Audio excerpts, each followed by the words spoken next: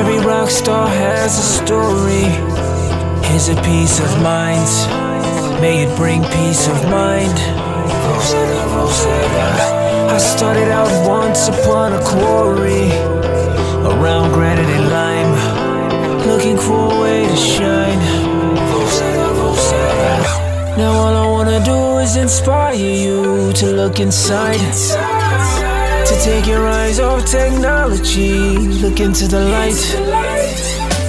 Don't let go of the higher you, put up a fight.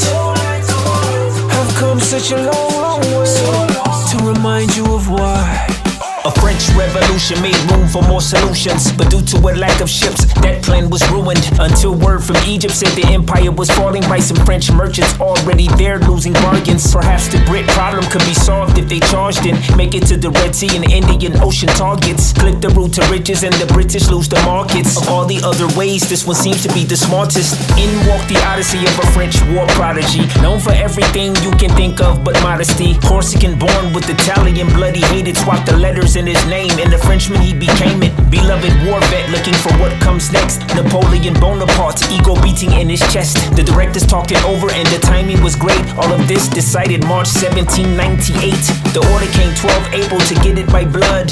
Invade by August just before the Nile floods. To liberate Egyptians and be cool with the Ottomans. Trick them both to see invaders as a better option. 50,000 strong, the opposite of nonchalance. Included were 167 savants. These men knew how to spot treasure at a glance. If they could have known, I wouldn't make it back to France. Every rock star has a story. Here's a piece of mind. May it bring peace of mind. Rosetta, Rosetta. I started out once upon a quarry, around granite and lime, looking for a way to shine.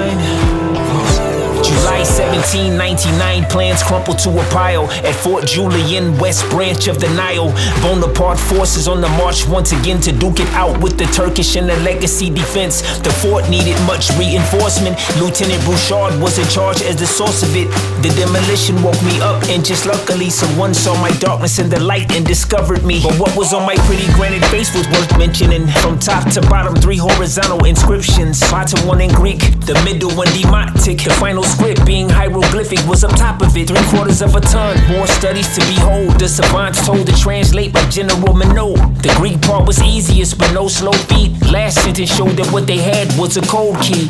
Same text in 3 scripts about the reign of Ptolemy, engraved in around 157 BCE. Demotic was common Egyptian language, but still not easy to decipher cause it was ancient. The savants worked overtime just to get the hang of it. Through measurements and patience, they vowed to attain it. Meaning, if not for me, you see, Egypt's history would be doomed to fancy graffiti. You're welcome.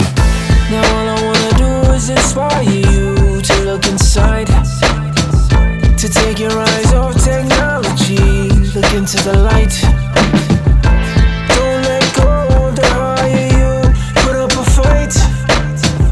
I've come such a long, long way to remind you of why. A language laid dormant since 4th century BC. My inscription read about the 5th ruling Ptolemy. After that, my silence left Egypt in time's sand. Lost footprints blown over by the wind. But what seemed to end brought more than before. In 1802, as the spoil of war, I arrived in England as an ancient puzzle piece. Seeing men went to work seeking prestige all because of me. I slayed brilliant minds and made fools of the best. But determination is the best tool in a chest. Yeah, scholars worldwide beating one drum, but very few did it with the skill of Thomas Young.